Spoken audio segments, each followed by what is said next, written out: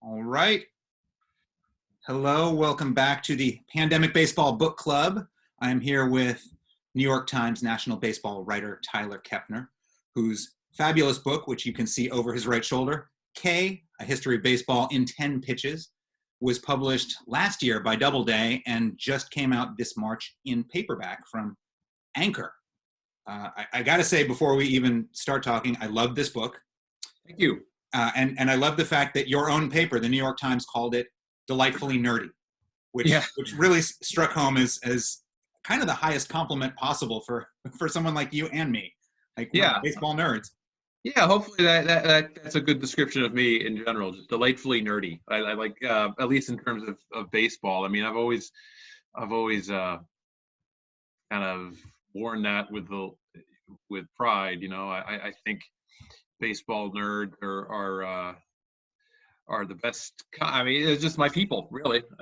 You were going to say they're the best kind of nerds, and you would be right. I was going to say that, but yeah, the best kind of nerds might be like Bill Gates, and then you get, you're a billionaire or something. But they're my people, I'll say, because I can play Sporkle games all night, and I can challenge you to turkey trivia questions and baseball cards and stuff. I just, it's just kind of who I've always been. And here you are.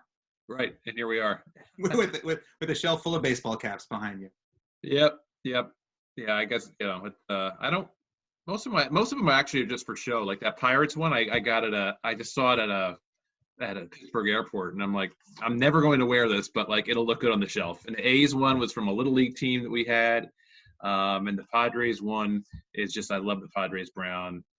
The Texas one I like because I do wear the Angels one. I've always loved the Angels hats. Then we got Phillies and Golden State, which is my basketball favorite team, and then it has been since 1990. So I'm not a bandwagon guy. And then Vanderbilt, where I went. So Run TMC. Well, that was an answer quintessential for a baseball nerd. Like that was perfect. What's that? Oh yeah. No, I got reasons for all of them. Right. Let me talk about every single cap I got. Yep. So this book, I mean, I like it. It's historical. It's modern. It's full of characters. It's full of stories.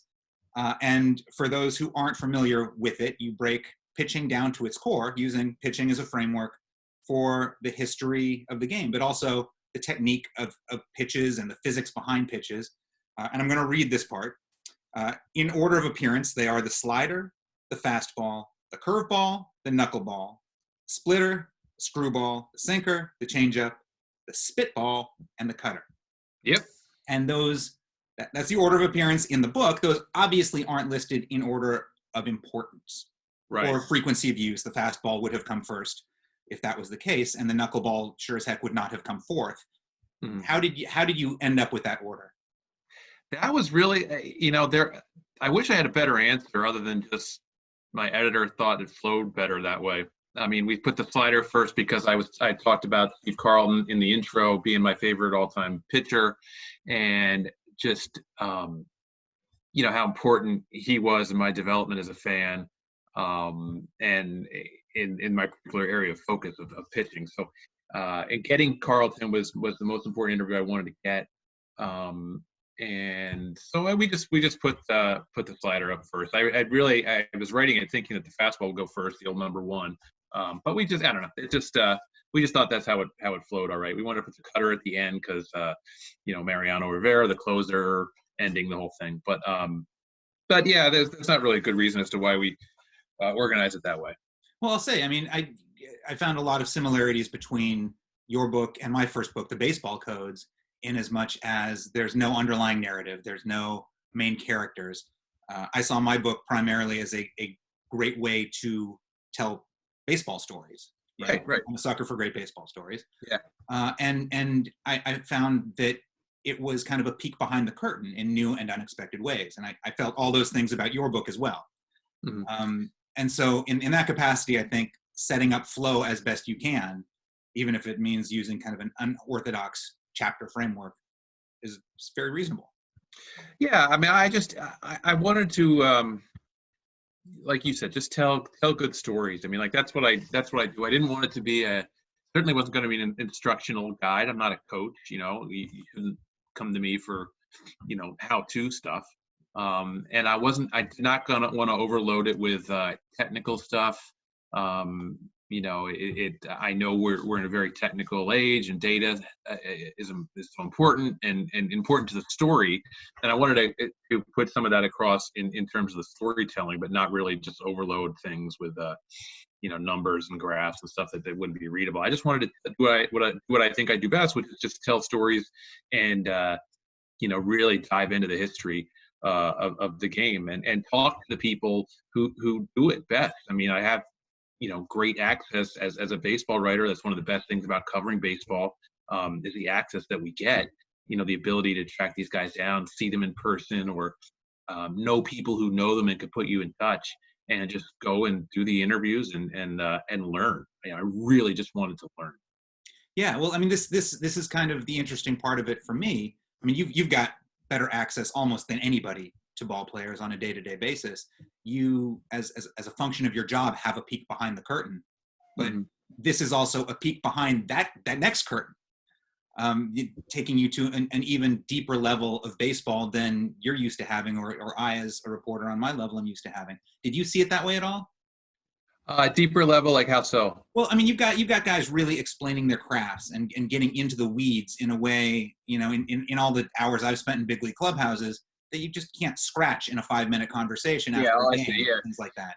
Yeah, I've always found that is something that players really like to talk about. Like if they have time to get into their craft and how they do what they do, they appreciate in general being asked those sorts of questions, because most people don't either have time or interest. I think there's some feeling, a lot of players like want to be understood better, or would just appreciate people kind of seeing them as the experts they are.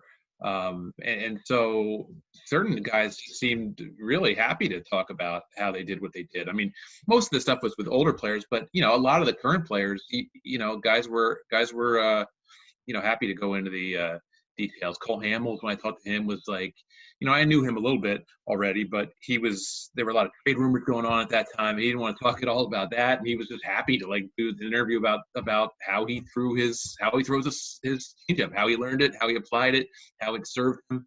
Some guys like just tell me about your work kind of questions, like how do you do what you do? Yeah, baseball is hard. I think them having a chance to show that is beneficial to them.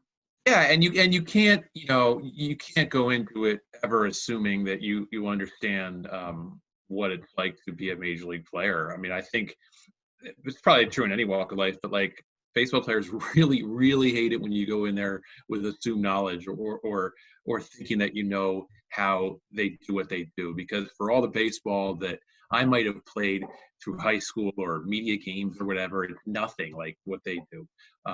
So to be able to really humble yourself and just ask questions that you genuinely want to know the answer to, I think they respond to that. There's a lot in baseball where they get told things that they,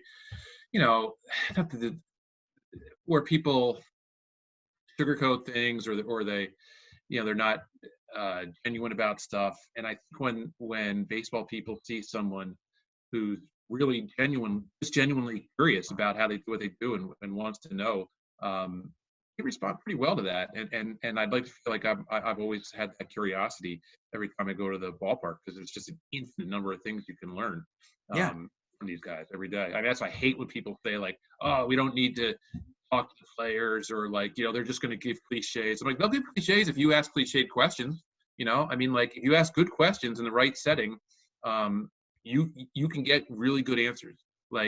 I think it's insulting to both reporters and the players to say that there's no need to, to talk to these guys or to have go in the clubhouse and stuff, because players do have a lot of good stuff to say, but you got to get it out of them. You can't just ask, how did it feel? Or what pitch you hit? You got to come with something a little better, and usually they deliver.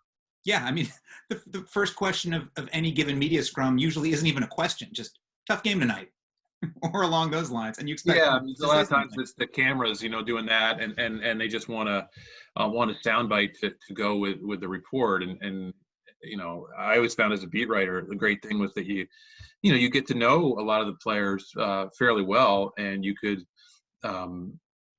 you could ask things a little bit deeper for your readers and tell sort of not so much the story of the game, but to me it was always the story of the story of the team that day. And if I wanted to break down one specific area of a game that told a bigger story, I could do that. I always felt being a beat writer was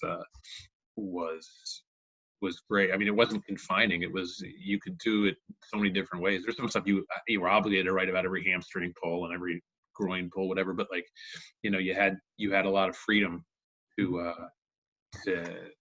go a lot of different directions that most people wouldn't see if they're not around the team every day. Yeah, and we're off topic now, but I think just being in a clubhouse and having the chance to chit chat, not even with an agenda, with different players, leads to so much content and good idea generation and things like that. And absolutely, barring reporters from the clubhouse would ice all of that.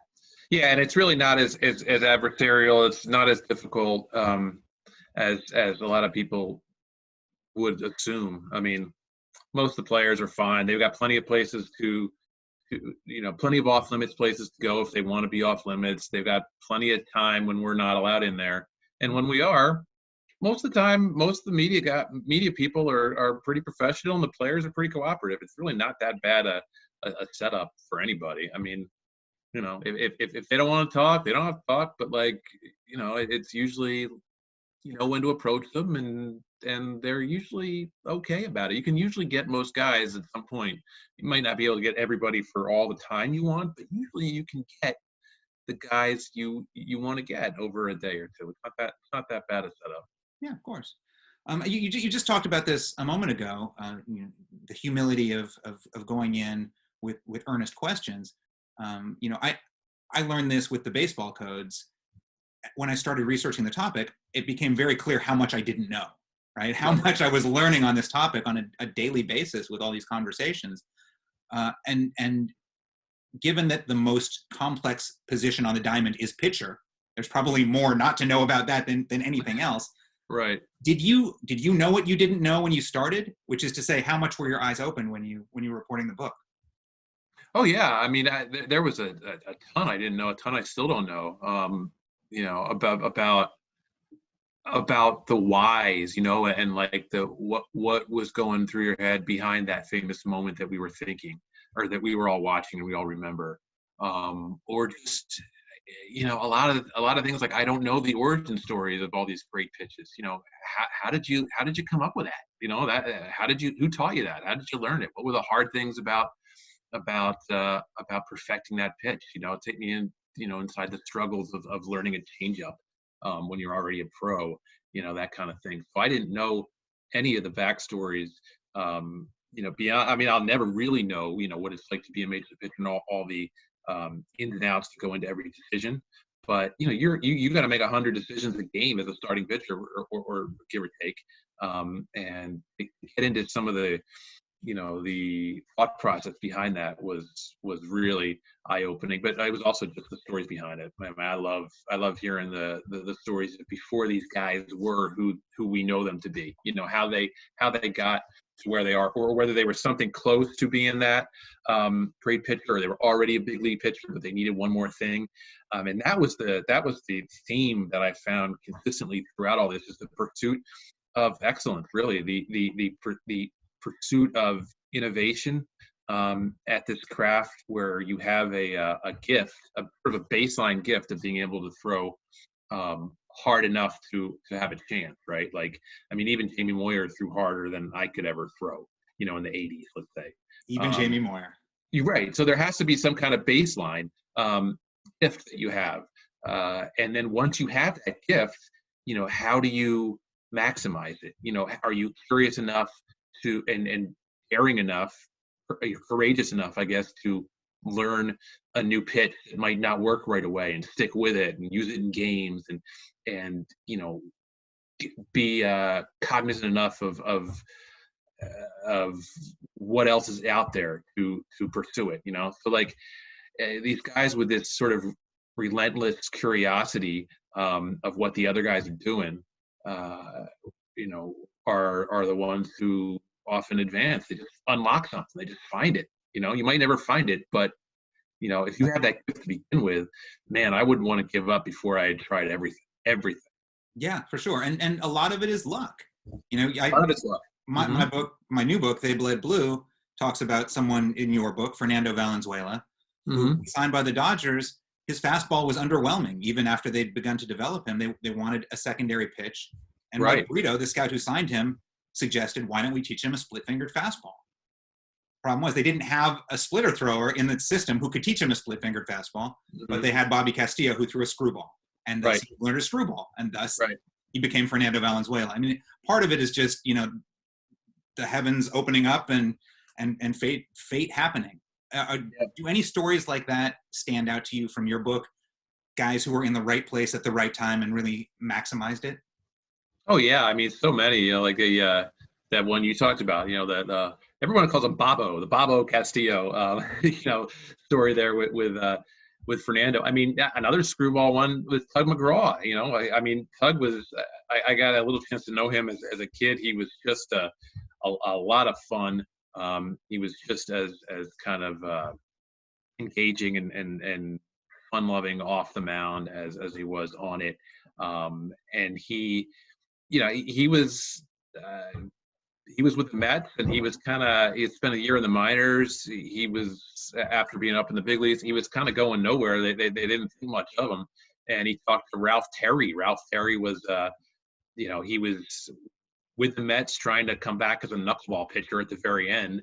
And he saw Tug's arm action and thought he might be a good candidate to throw a screwball. And so, you know, they were fooling around on the golf course one day and showing grips and everything. And Tug started throwing that screwball, and, you know, he became Tug McGraw.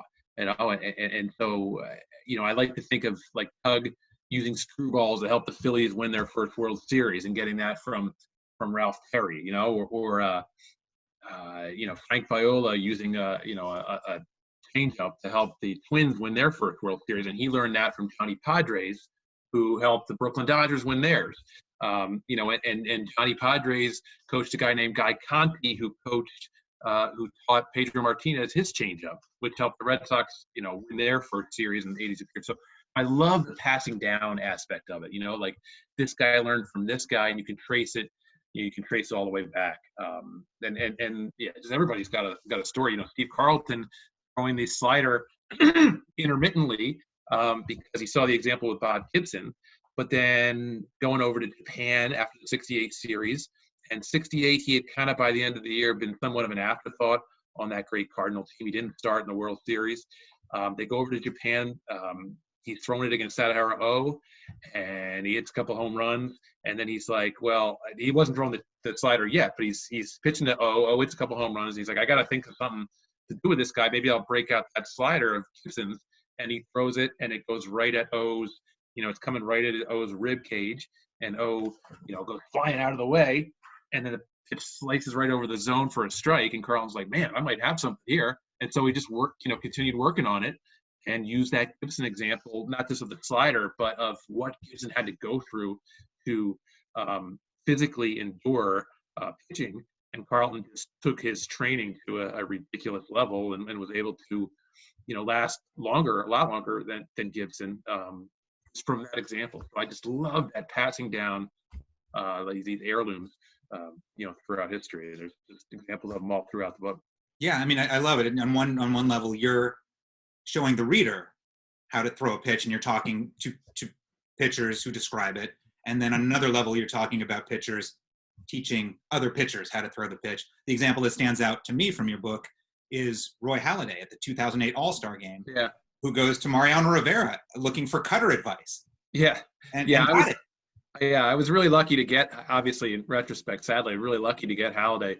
I got him we talked in March in spring training of the year that he died. And he was great, just talking about how, I mean, when you're at the All-Star game, you're already an elite pitcher. He'd already won a Cy Young Award. He was great.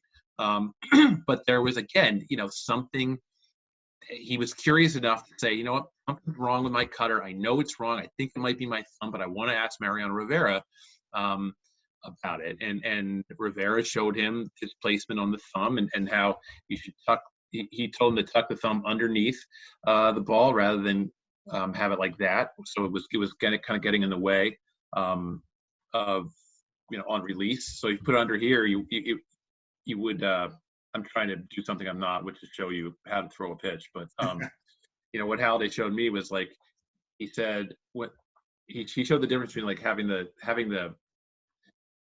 thumb underneath or tucked underneath versus having it out. Anyway, it makes sense when it's written. But the point is that Rivera showed him that, and it made that pitch a lot better for Halliday, and it gave him that burst in the final 3 great years of his career, in 09 with the Toronto, and then 10 and 11 with the Phillies when he was outstanding those 3 years. It gave him that push over the finish line, I think, to the Hall of Fame, and gave him some great magic moments. He threw the cutter more than any starting pitcher the next 3 years, and he kept the baseball. He traced a baseball with Rivera's grip on it, and kept that ball in his locker wherever he went the rest of his career, just in case he ever felt the cutter getting away from him. He could go to that Rivera ball and put where his fingers are supposed to be, and then get right back on mine. And I wrote about that in after he died, and said that would be a great artifact to show in his Cooperstown display someday, because he and Rivera are going to be the same class. And sure enough, Brandy Halliday, his widow, found that ball and loaned it or gave it, whatever, to the Hall of Fame, and it was indeed in his display case last summer. That's fantastic.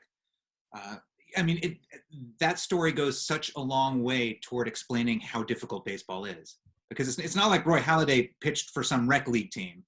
He was on a professional staff with many professional pitchers and a lot of coaches in a system with many more coaches and access to the best that baseball had to offer. And he still had to go to this one guru to get the piece of advice that helped him do this thing. Yeah, it's funny though, because Rivera could taught that to many people, and not a lot of them could pick it up. Their physiology wasn't the right kind to throw that pitch. I mean, you look at guys like John Smoltz, who played with Greg Maddux. He played with Tom Glavine for his whole career pretty much, and tried to learn the changeup, and it just didn't work for John Smoltz's arm action. It didn't work for John Smoltz's body to be able to throw that pitch. He was, but he threw other pitches that were great. But there you're talking about an elite athlete who is taught by an elite athlete how to throw something, and he still can't do it. So it's got to be really frustrating for these guys sometimes. And still not be able to do it, but they've got to try to find other ways, and it's not always obviously a Rivera who can teach it to you. I mean, Trevor Hoffman learned his changeup from a pitcher named Donnie Elliott, who only scratched the surface in the big leagues, but Donnie Elliott had a way of throwing it that really felt good in Trevor Hoffman's hand. He put it a lot farther back than most people. It's kind of like a palm ball almost, and Trevor was looking for something because his fastball his best fastball had really left him during the strike in 94, 95, playing football on the beach, and then hurt, jumping around in the surf. He hurt his shoulder, and he's like, after that point, he never had the same elite fastball. So he really became curious of how to throw certain other pitches and zeroing in on a secondary pitch. And so, you never know what's going to point you in the direction of finding something new. Yeah. I mean, clearly from all these stories you're telling, the historical aspect of this book is prevalent, but you've also given yourself a chance to kind of explain the modern game. And we're looking at a sport in which 12 or 13 mostly interchangeable power arms have come to dominate, and junk ballers, finesse pitchers have been shunted off to the side. We've got these deep counts and many at bats. Endless bullpen moves are making the games longer than ever. We've got the attendant elbow injuries that are happening more than ever. And you talk about this in the book. My question, I guess, is how prevalent was that idea when you set out to partially explain the modern game through this framework, or did that become more of an issue as you were writing it? I knew I'd have to get into it, and I wanted to. I figured being around the modern game every day, it was a good I'd have plenty of access to people who could talk about it. The way the more and more fastballs are harder fastballs than ever, but a lower percentage of fastballs than ever. So, or in the last 20 years, we can track it. So why that is, and the freedom to have a pitcher like a Rich Hill who throws his curveball more than his fastball, to make an off-speed pitch your number one pitch, if you can throw it for strikes, or just to see Lance McCullers Jr. throwing 24 curveballs in a row to close out the LCS, because he has the freedom to do that in a system like the Astros, where they encourage kind of being different or innovating. So I think it's a fascinating time because of how rapidly pitching is evolving. I love the old pitching style from the era when I grew up in the 80s and earlier, where guys would go 50, even 300 innings, and finish the games they start, but there was not the same inventory of great arms back then. There was not as many pitchers who were capable of being brought in and blowing guys away. There's such an inventory now of these arms that you understand why they tell these kids just go as hard as you can for as long as you can, whether that's 5 or 6 innings. We got a whole stable of guys behind you who can come in and do the job. I loved Jim Codd. I love hearing him talk about what pitching was like back then and how he would learn to pitch at 86 instead of 90 and learn how to conserve throughout the game. But my guess back then is that, in the 60s and 70s, like when you had Jim Codd on the mound, you wanted Jim Codd to go as long as he could because he was way better than the options you have behind him. Right. Third time through, fourth time through, whatever, Jim Codd's a star and he's gonna be my best option. But now, you might have a lot of other good options. I mean, Zach Greinke is probably going to the Hall of Fame, and they took him out last year in Game 7. Will Harris, it didn't work out. He gave a home run off the foul pole, but like Will Harris to AJ Hinch was a really good option because he'd have a great year. He had a great year, and he was willing to remove a Hall of Fame pitcher after 82 pitches in Game 7. Because again, it didn't work, so maybe it's not the best example, but that's the mentality now. Is that there's so much talent behind these great starters too that just give us your best, and we'll figure out the rest. Yeah, I mean, in Cott's era, the bullpen was the place for failed starters, by and large. So of course it made sense, and now guys are groomed for those roles. Yeah. In some ways it still is, but it's not. It's not as. A lot of the failed starters are still great pitchers. Because that's because sort of like what I was writing about in the book. Like if you learn a secondary pitch, as hard as these kids throw in the minors, if you learn one really good secondary pitch, you're a big leaguer basically, because you have the major league velocity. You might not have command. I mean, that's obviously the biggest thing.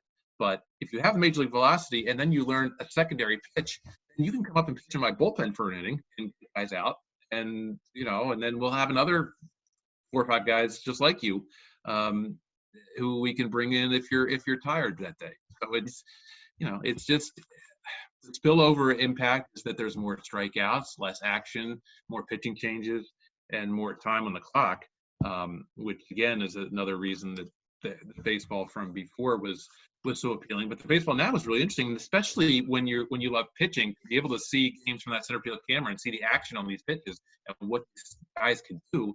I love balls in play, but I also love watching I also love watching great pitchers too, and you see what these guys can do with the baseball now. It's pretty special. Sure, the knee buckling curveball is better in high def than it ever was before. Mm-hmm. Right. On an interview end, I mean, you talked to hundreds of players for this book, I imagine, including dozens of Hall of Famers. Some of them made sense, like I'm sure Mariano Rivera and Mike Mussina you already had relationships with via their time in New York. You talked about this guy before, but the interview that really stood out to me was Steve Carlton. Without even knowing that he was your childhood hero, he's notoriously antagonistic toward the media. He doesn't like interviews, and he hasn't for a long time. So my questions are, how did you land the interview? Did you have any nerves about it going in, especially given that he was your childhood favorite? And once you sat down with him, was he everything you expected or had hoped? Yeah, he was more. I did it over the phone. But I worked for the Phillies in college as a PR department intern. So I know a lot of people there who know a lot of the old time Phillies. And I reached out to Larry Shank, who used to be my boss that summer, who was the longtime Phillies PR guy, just a wonderful man. And Larry put me in touch with Carlton's business manager out in Colorado. And we had some conversations, and I explained, like, I'm telling the history of the slider. It's really hard to do without Steve Carlton. He was, to me, the best, maybe the best slider ever. Certainly at the very, pivotal to any conversation about, crucial to any conversation about the history of the slider. I told him I'm up front. I'm like, he was my favorite player of all time as a kid. I'm not in any position right now to rankle him or ask him anything that's gonna upset the guy. I mean, I'm being honest with you. He was my favorite player, and one of the big reasons I got into baseball. I want to know how he was so great. Like, it was kind of just letting them know exactly how I was going to handle the interview, and that we were just going to talk about the slider. And he thought, I could give me 15, 20 minutes and just on the slider. So I was like, all right, I wasn't thinking we'd get into a whole lot of specific stuff. I was thinking it'd be more sort of general slider philosophy from the slider master. And all right, I'll take whatever I can get. And as we got going in the conversation, 15 minutes passed and 20, and he was very talkative and very into it. And so we ended up talking for almost 40 minutes, and it was great. I mean, one of the misconceptions about him maybe is that he doesn't like media, whatever, because he doesn't have a lot to say. He does have a lot to say. Sometimes, it all just depends a lot if the topic is engaging or if he's in the right frame of mind, I guess, or whatever. But he is, he was more than happy to talk, for a long time. So I really appreciated that. And I saw him at the Hall of Fame last year. It was 3-4 years after we had talked, and it took him a minute to remember it. But once I said that, I was a guy who's doing a book, but I couldn't write about the slider without talking to the all-time master of it. And he's like, oh yeah, now I remember. And so I gave him a copy of the book, and then he looks at it and he goes, well, aren't you going to sign it for me? And I'm like, oh my God, come on. So I actually ended up signing an autograph for my all-time baseball heroes. So that was a little bit surreal.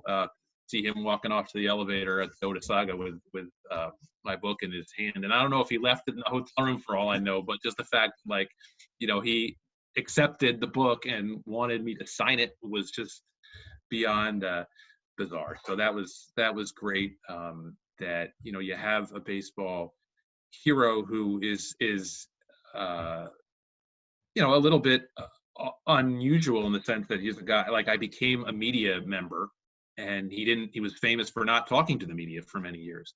But it just sort of shows to me, just, I don't know how powerful that legacy was for me as a fan, to watch this guy who was the embodiment of an ace, of larger than life. I mean, I would go down to the front row at the Vet when I was 7 or 8 years old and look up at him, because he had a little mound off the first base side that was really used for two purposes at that point. It was for Carlton to warm up on, and for the Fanatic to do a little wheelie on his way off the field with his with his ATV.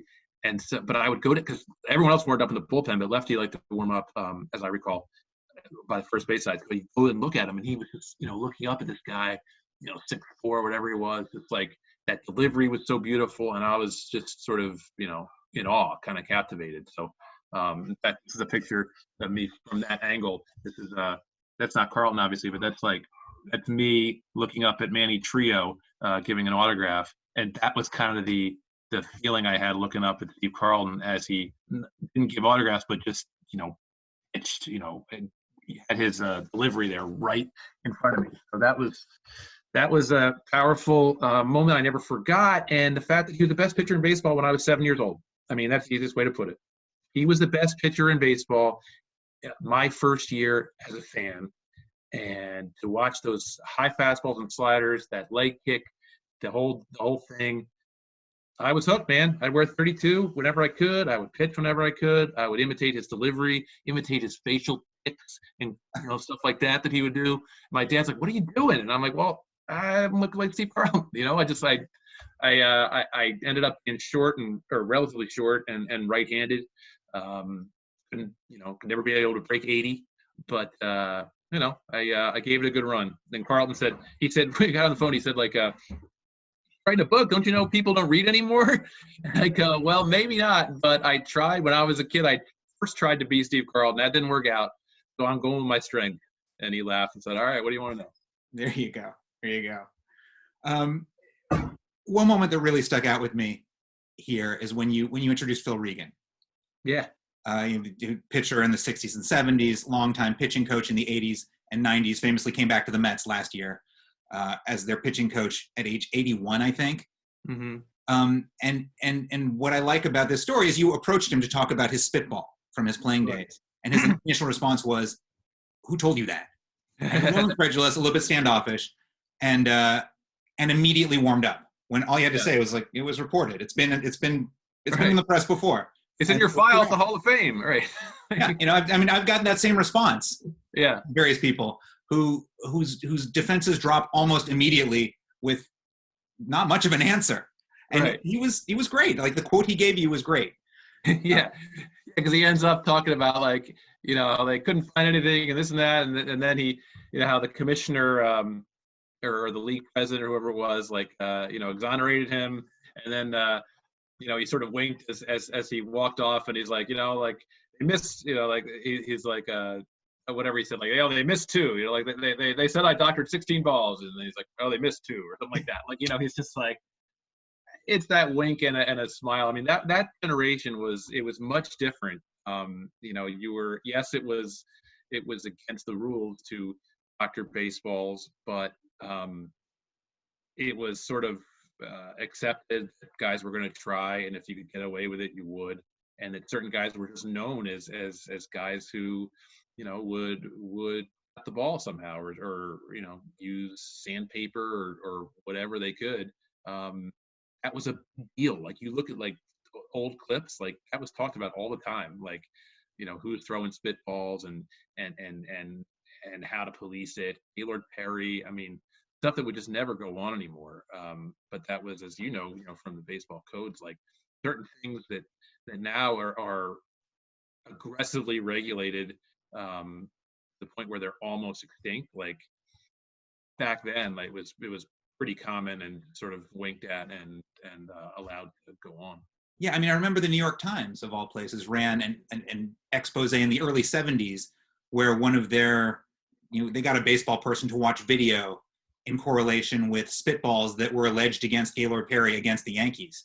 Mm. And like, every time he touches his sleeve here, you can see that corresponds with what someone said was a spitball. Like, people really paid attention back then, which was such a great part of the game. And as you say in K, we can't really do it anymore because there are so many cameras, and anybody doing anything untoward would be immediately discovered. Yeah, now there's guys using pine tar on the balls to get a better grip, but and that's something that has evolved here the last couple of years. So, Trevor Bauer talking a lot about it, and with the scientific explanations for increased spin rate that it causes. But it's also one of those things where kind of I don't want to say everybody's doing it, but so many pitchers are doing it that it kind of almost evens out the advantage. I think, if your guy's doing it and my guy's doing it, I'm not going to call you on it because I don't want my guy to get caught. And that's kind of what was going on back in the day with, if Don Sutton was out there and Tommy John was on the other side, then they weren't, Piniella wasn't going to call out the umps on Don Sutton because he didn't want the Angels manager to call out the umps on Tommy John in case Tommy John was doing something, which he wasn't. So, let alone that it was Sutton who taught Tommy John. Right?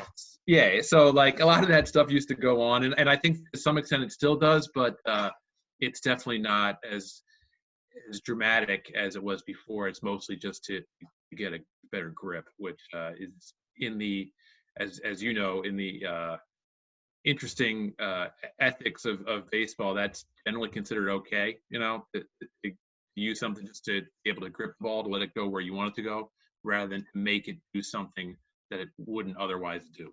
Right, and that's in hitters' best interest too. So Right. no one really complains too much. Right. So last line of questioning. I coach my own 12-year-old son. He's a pretty darn good travel ball pitcher, and he is reading your book right now. All right. Which kills me. He has not read any of my books, but he's reading your book. Well, that's the same way around here. I got my 12-year-old daughter is reading it now, and I'm like, it's literally been out a whole year. Like literally today, it's been out a year, and yeah. But she's reading it too. Maybe it's just 12-year-olds. They just like to read. Yeah. So he asked me to ask you. He's wondering about any of the adaptability of these lessons you learned from these various pitchers to youth league pitchers. I mean, you talk some about how some guys are talking about how the curveball is safe for kids to throw, but other kind of pitches aren't. And you've got kids of your own. You've coached them at varying levels. What details from this category really stand out to you? Well, I think they shouldn't be afraid to throw a curveball because Nolan Ryan and Adam Wainwright and John Lester know a whole lot more about pitching than I ever will, so they all think it's okay as long as you have a coach who knows how to, who knows that you're throwing it with the right mechanics. That's a big if and a big key. And kids, it's hard to have the right mechanics consistently because their bodies are growing, but as long as you keep an eye on it, they're not, as Nolan Ryan said, they're letting it move, not making it move, not exaggerating more than they need to. I think it's fine. I like what Wainwright said. It's like, you should learn as you're younger to what that motion is because in a curveball you're behind the ball, or you're on the side of the ball, whereas every other pitch you're behind it. Mm-hmm. So to learn that that style of throwing at a young age is I think better than introducing it when you're a teenager and you've already thrown one way for so long. So at least getting a kid used to that, even if you don't do it in games, used to that motion of throwing a curveball or, other pitch. I can always throw fastball, curveball. I don't think I have the dexterity or athleticism, whatever, to make those subtle adjustments like on anything thrown this. For me, anything thrown this way, it's kind of got to be a fastball, and anything, and I can throw a curveball that way, but I've never really learned how to do all the intricate stuff from behind the ball. I just can't, I'm not an athlete. But I would, be open to experimenting, man. That's one thing that I wish I remembered most. The one thing I wish I had known when I was a kid that I know now pitching wise is just to be creative, just to be more innovative. Like I learned a way to throw a curveball when I was young, and then so that's kind of what I had. I fastball, curveball, and that worked for me. But I wish I had worked more on other pitches because there are so many different ways to throw this thing, so many different ways so many different places to put your fingers, your thumb, to wrist manipulation, all that stuff. There's so many different ways to think about throwing this thing, and I wish that when I was a developing pitcher, I had experimented with more ways to throw it once I just, learned how to throw my curveball and learned how to throw a fastball. And that was it, two-seam, four-seam, whatever, that's it. I wish I could have experimented more. So yeah. Experiment and see what works, man. See what works because, you gotta, if you want to, Charlie Huff said in the book, like, if you want to compete, you compete, you find something, and just keep digging, keep finding something, because even if Mike Mussina on his way to the Hall of Fame, even if a guy like him was worried his whole career that the behind him is going to take his job, so he better keep innovating, he better keep looking for something, he better learn 7 or 8 different ways to manipulate this thing. Got to have as many options as you can, and I kind of only had 2 when I was pitching in high school, but man, it would be great to master as many of these things as you can, even the knuckleball. If I was a professional pitcher, I'll tell you what, if I was a professional pitcher, I would try this before I gave up the game. I would try the knuckleball. I would try submarine sidearm like my friend CJ Nikowski did. Like CJ went to Japan, Korea. He came back as a sidearmer. Like he tried everything before he hung it up, to make sure that you leave it all out there. So I would try the knuckleball, I would try sidearm, submarine, whatever. But yeah, man, experiment, figure it out. Hold on to it. The one thing my kid does during bullpens, and you don't actually talk about this facet of pitching at all in your book, is he imitates the Johnny Cueto delay waggle. Mm-hmm. And he'll hold that pose for like 8 or 10 seconds and just shimmy and shimmy and shimmy and then That's pitch. Great. That's what I love about Marcus Stroman. He's very creative with pausing and stopping and throwing off timing and that's every pitcher is different, and that to me is one of the great. And every hitter is too, but like to me the differences in the pitchers has always been maybe at its core the one thing that most fascinates me about baseball is how every pitcher is so different. Like you watch a basketball, I love basketball, football, but like you watch a football game, it's going to be the same players this day as it is today as it is tomorrow, or I mean not this week as it is next week. Baseball, the fact that the starting pitcher, the most important player in the game, changes every day, it just lends a different set of expectations for every game you sit down and watch. It's a whole different experience. Like if you could only watch, if the quarterback changed every day, it would just every game it would be a completely different viewing experience. Same with basketball. If every time I watch a basketball game, it's going to be the same. Generally, if everyone's healthy, the same 5 guys against the same 5 guys. But in baseball, man, the pitching, the fact that the pitcher's arms work so differently. You can only pitch a certain amount. You can't. I mean, that's the whole game right there. That's why Joe Madden said you could call it pitching instead of baseball. Because it really just comes down to pitching. They determine everyone reacts to your decision, and that's so cool to me about pitching. The pitcher's got to decide what am I going to throw and why am I going to throw it. And then to me, I thought that power of making that decision is so fascinating. So what am I going to throw and why? And beyond that, where did I get it? So like, where did I learn this weapon? And now which of these weapons am I going to use and why am I going to use it? Like all those stories from the background and decision-making in the moment is what really gets me revved up about pitching and what really got me revved up to write that book. And hopefully people will enjoy it now in paperback or in hardcover, because I just had so much fun writing it. And I genuinely mean this. When I coach Little League like you are, when I coached for 6 years, I would tell the kids, like, I just want you to, at the end of this experience, have fun and have a little more love for baseball at the end of the season than you do now. And hopefully win along the way, which we did. But I would say that the same thing to readers of the book. Like, I hope by the time you finish this book, you love baseball even more, and you understand it, and you've learned a little bit more. You've had fun along the way. Well, you wrapped it up better than I could. So let's leave it at that. All right. I will say that the Times Review also said that K is best read while holding a baseball. It's Yes. Obviously also best talked about while holding a baseball. Yeah, I had a baseball right next to me for the most part when I was every interview I was doing. If I was in person, I'd have a ball usually to say, "Hey, show me how you did that." And if not, if I was on the phone, I have a ball right here, and just kind of working my fingers around it just so I can know what they were talking about. But it's also just fun to hold. It's just fun to hold, and It really is. there are all the different ways you can a cue ball. These little seams here make the whole thing different. That one has not been rubbed up with Delaware River mud. But No, it's sweet. it's got practice on it. It's a practice ball I picked up somewhere. So, but the scuffs on this, man, give this to a real pitcher, he can make this ball do some fun things. It's scuffed on this side and not on this side. Mike Messina said that's the key. You can, Yep. if it's scuffs on both sides, it negates the effect. But if you have one side, then I can make it do all kinds of crazy stuff. I can't, but He can. Mike Messina could. He's in the Hall of Fame, and I'm not on Baseball Reference. There you go. Well, thank you for being on. Thank you for being part of the Pandemic Baseball Book Club. I look forward to many more conversations over the coming weeks, especially as long as we're all kind of trapped inside our own houses. Yes, sir. Yes, a great time to read books. Absolutely. Thanks for helping make it go as smoothly as it can go. Thanks for having me, Jason. All right. Take care, Tyler. All right.